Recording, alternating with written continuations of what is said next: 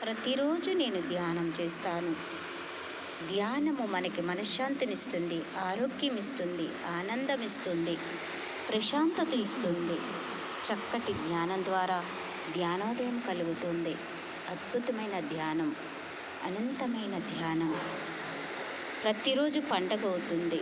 మన నిత్య జీవితం ఆనందమయమవుతుంది. చక్కటి ధ్యానం ద్వారా ధ్యానోదయం కలుగుతుంది. హాయిగా ధ్యానం చేద్దాం మిత్రులారా. నిత్య సాధన. ప్రతి మనిషి భూమి మీద పుడతారు. పుట్టింది ఎందుకు కొందరే తెలుసుకోగలుగుతారు. ఆ కొందరిలో మనమై ఉంటాం మిత్రులారా. చక్కటి ఆనందంతో జీవించగలుగుతాము. ఆయురారోగ్యాలతో జీవించడానికి విశ్వశక్తి మనకు అవసరము. ఆ అవసరమైన శక్తిని తీసుకోవడానికి ధ్యానం ఉపయోగపడుతుంది. మన ఇంట్లో ఏదో ప్రాంతంలో కూర్చొని చెయ్యొచ్చు, దేవాలయంలో చేయొచ్చు, ఓపెన్ ప్లేస్లో ప్రకృతిలో కూర్చొని చేయొచ్చు.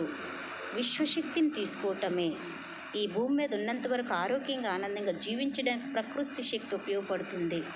ప్రకృతి ఎంతో మనకిస్తుంది. దాని ద్వారా శరీర శక్తి ఉన్నతమైన స్థితులు పొందగలుగుతాం. ఈ మానవ జన్మ మహత్తరంగా తెలుసుకోగలుగుతాము. మహాశక్తిగా మారగలుగుతాము. ఎంతో గొప్ప స్థితి ఉంది, అది ఏంటో తెలుసుకోగలుగుతాము. ఉన్న స్థితి నుంచి ఉన్నతంగా ఎదగగలుగుతాము. తెలిసిన విద్యని పంచగలుగుతాము. పంచుతుంటే పెంచబడుతుంది. మంచి విద్యని పంచుతూ ఉండాలి. ఆ పంచుతూ ఉంటే మన లోపల ఉన్న అనారోగ్యాలు ఎన్నో తొలగిపోతాయి. అశాంతి ఎంతో తొలగిపోతుంది. ప్రశాంతత కలుగుతుంది.